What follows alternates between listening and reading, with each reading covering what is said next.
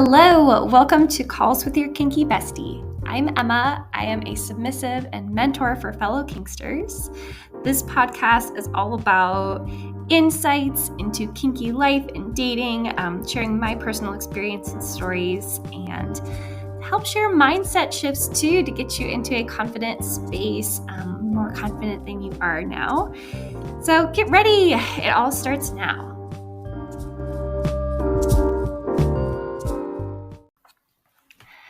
Okay, how to meet kinky people in real life.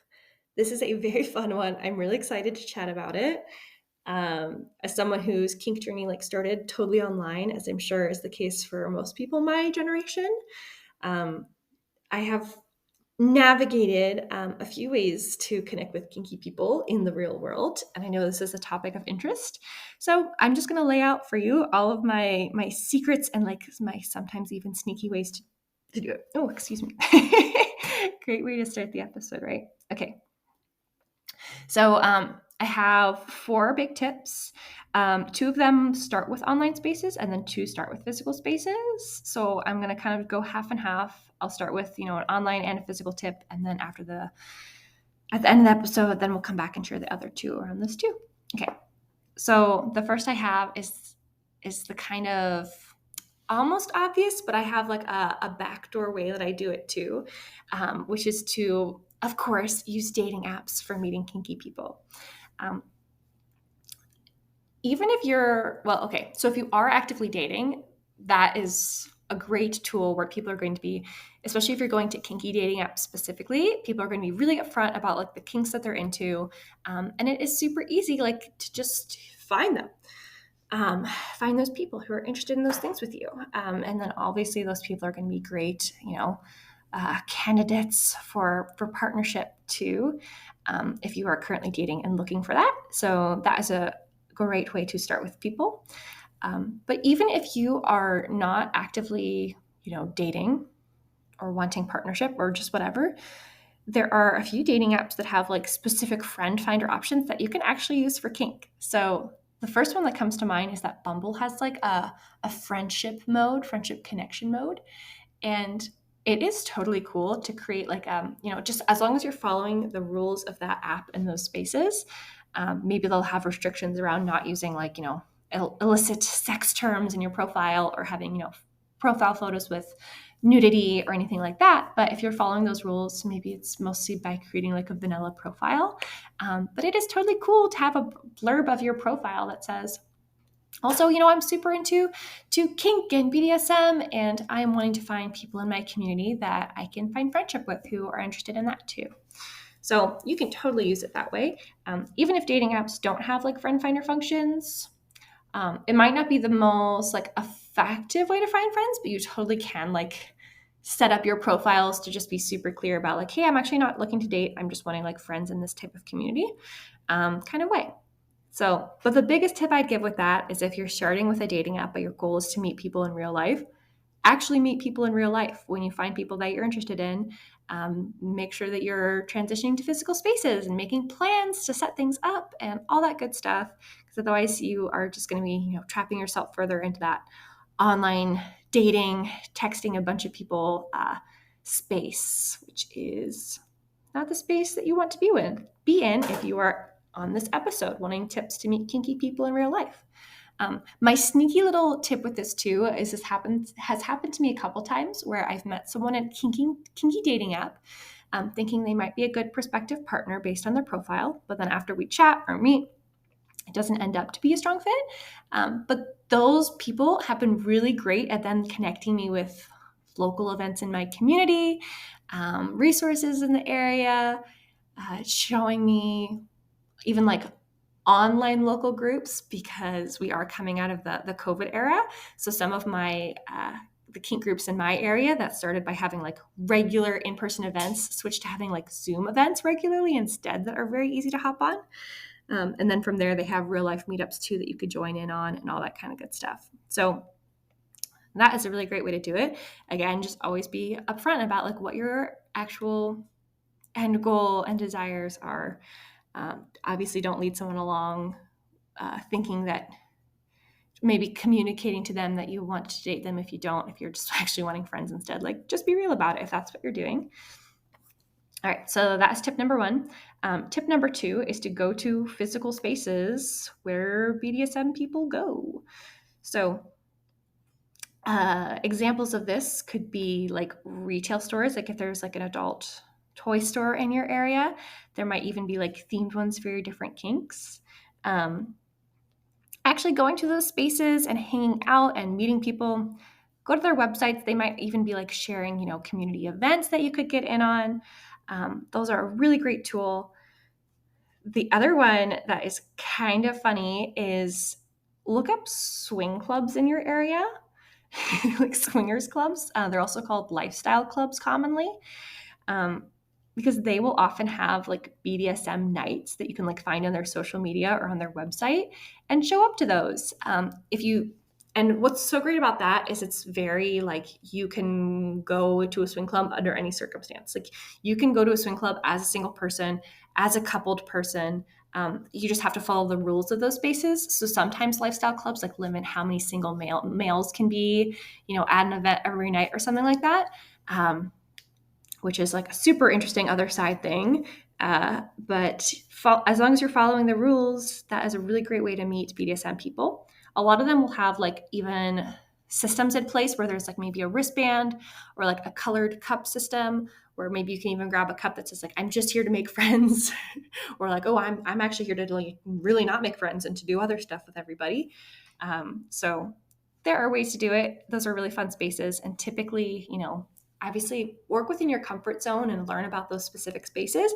But a lot of lifestyle clubs have like clothed areas where if you're just wanting to meet friends and hang out with people in that type of way, that is the place I'd recommend to go. Though, like if you want to have friends that you can be nude with, oh my God, go up to the nude floor with your I'm interested in friends cup, or just physically, like verbally tell people I'm just here to make friends and see what you can find. Also, sometimes those lifestyle clubs will have like online like chat features too. So you could always like RSVP ahead for events, see who else is going to be there, maybe even start up a conversation with them beforehand too. So that it is even more like seamless whenever you do meet in real life. Also, see if there are BDSM clubs in your area because those do exist. See if there are BDSM events in your area. You can find those on online spaces like FetLife. Sometimes there's like Facebook groups. Or like sometimes there are like really specific groups to your area too that you kind of have to find out like either through a person or through like another online space. So see what you can find and actually go to those events. Munches are really great people to meet. Are a really great way to meet kinky people in real life because you can also go in there with an agenda to date people or just meet friends. And they usually have like a communication system for that too. So those are just two tips. When we come back after this little break, we're going to talk about like some of those online spaces you can meet people, but also like my little sneaky secret for actually being a little magnet for kinky people wherever you go that I do almost every day. And I meet the coolest people. It is amazing. So there's just going to be a short break and then we'll come back and talk about that. See you then.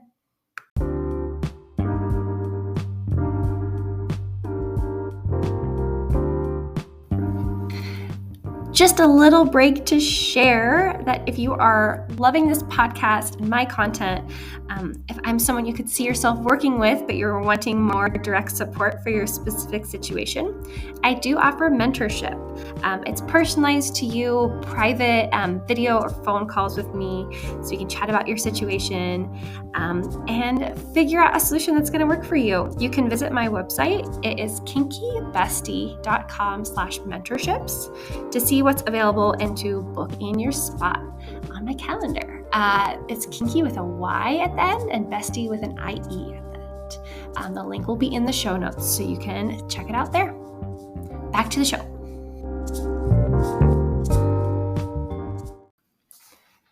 All right, we're back and we're talking about more ways to meet kinky people in real life.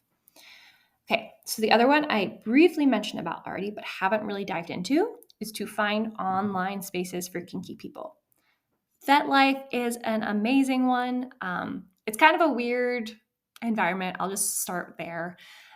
But if you haven't used that tool yet and you are wanting to meet kinky people in real life, it is a really great resource for it because it's widely known enough that a lot of people are using it at a lot of different age ranges. And it's pretty popular for sharing and creating in-person events too. So if in-person is what you're looking for specifically, FetLife is a really effective way to do that. It has a search feature for like both online and in-person spaces. If you're wanting to meet people in person, I do recommend to put like your approximate location in. A lot of people will just put like a different continent if they're just like wanting to meet people online or like really protective of their identity. So that's a thing you can do. But if you want to meet people in real life, you could always, I recommend to like actually put your location on your profile. And maybe, you could always hide your face from your profile if that security element is a concern. But then just search for, events and people in your area. You can search by people and location. You can search by groups and location. So I'd start by looking for groups and like events in your area, see what you can find, show up to some events, follow all your little safety protocols that you set up for yourself, and just go and see who you meet and check it out. If you're able to like RSVP, I will say sometimes if you're submissive and you RSVP to events, sometimes like some random dom will message you and be like, oh, if this is your first event, I can, go with you and be your guardian or whatever. So that might happen. Be on the lookout for it. If you don't want to do that, just don't do that. Or if that, would make you feel more comfortable, do your thing. You could always bring a vanilla friend to a group like an event like that too, if they are, willing to be that support person for you and stuff like that. So FetLife, start with the events section, and then you can even find groups in your area because there might be like a specific, BDSM like club in the area or community that you could find, and then follow their website or social media and find events that way. And then if you can't find like events or groups in your area, search by people.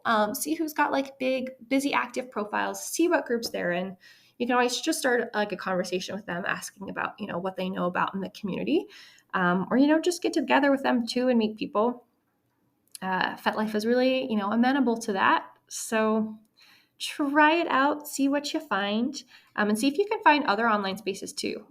So there might be Facebook groups, there might be Discord servers and all sorts of stuff. Like there's just so many online spaces for kinky people. So see what you find, have so much fun with that. And then the last tip I have for you is like my little secret that gets me a lot of success that I'm really excited to share. And it is putting yourself out there in real life, just with like little discreet or maybe not so discreet like signals. There's a long history of, past eras where when people are interested in like not socially acceptable or like, even illegal things like, gay people used to have to signal to each other to like, recognize each other in public, and stuff like that. So this is a long history of being effective for a reason, but it's also something that you can do as a kinky person. I don't know, like maybe there is a chart out there about like, if you wear a certain color bracelet or like a certain color scarf or purse that, everyone will know that you're interested in X, Y, and Z. I don't know if that exists or if that's followed. So I would maybe just do what I'm doing instead, which is using like kind of ballsy signals sometimes. So to give you a couple examples, I have a pair of earrings that literally look like Hitachi ones, like Hitachi vibrators. I wear them all the time, and it is so much fun because like everywhere I go, people are, coming up to me wanting to talk to me about them and thinking they're so funny.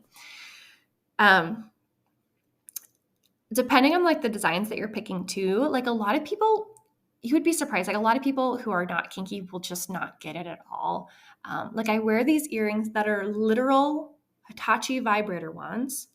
And so many people every day do not recognize them as what they are. I work a retail job where like I'm interacting with the public and stuff. And so like some days I'll wear these earrings and I'll have like, 5 really elderly women compliment me on them, having no idea what they are. and like even like asking me what it is and stuff like that. So, a lot of these people that you don't want to know about your sex life kind of already live in the ignorance is bliss world anyways. So just see what silly things you can find. I also there are tons of different accessories you can do this with. Earrings are great. You might be able to find a little necklace with a little kinky message. A lot of people wear collars in public too. That's a great way to communicate what you're about. I know there's even like wearable sex toys now. Like there's that some necklace out there that is literally like a slim little vibrator that, unless you literally knew about this necklace, you would not know that it's a vibrator. But if you do, because you've seen it on social media, like you would notice that out in public. And like, if that's something you're interested in, like want to chat with someone about it. I have it's actually a little bolo tie. This sex toy company made them, and actually my boss got it for me. We got like matching ones she got one for me for my birthday, which is sweet. But it is a little like heart bolo tie that says squirt and literally has like a water squirting emoji that the sex toy company made. They don't make them anymore. They're like sold out and stuff. It was like a limited edition thing, but it is so fun. I wear that all the time, and like people are always coming up to me chatting about it.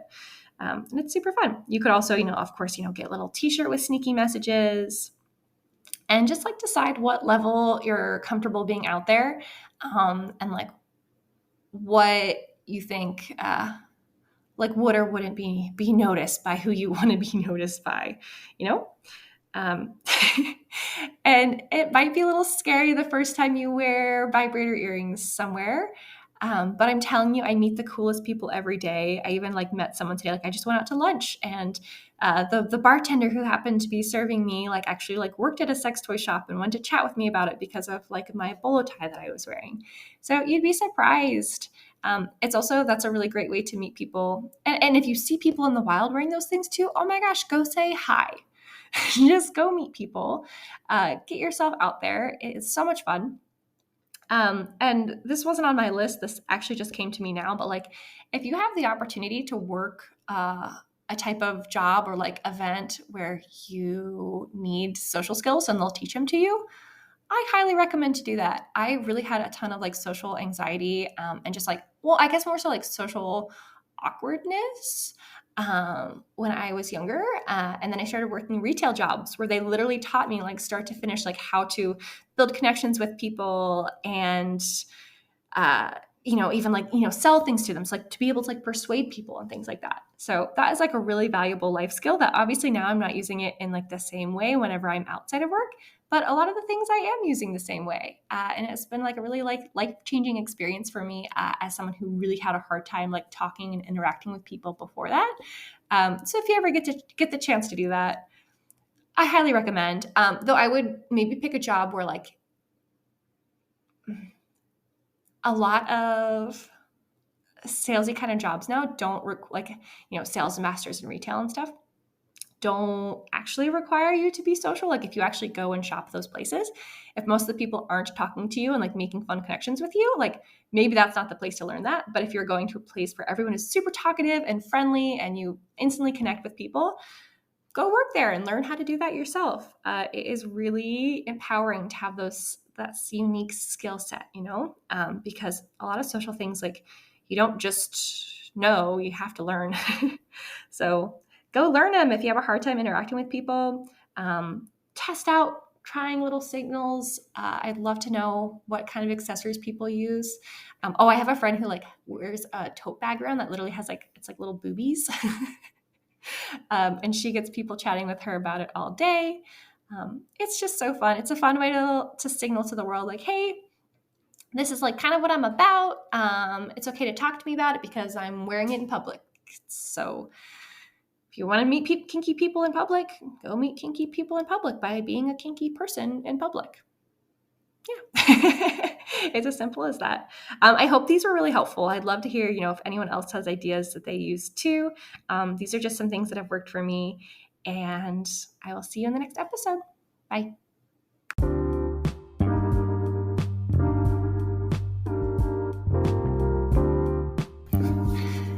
Thank you so much for joining me this episode. You can follow the podcast on the platform where you're listening to get updates with new episodes. You can follow me on social media at Kinky Bestie. I'm on Instagram.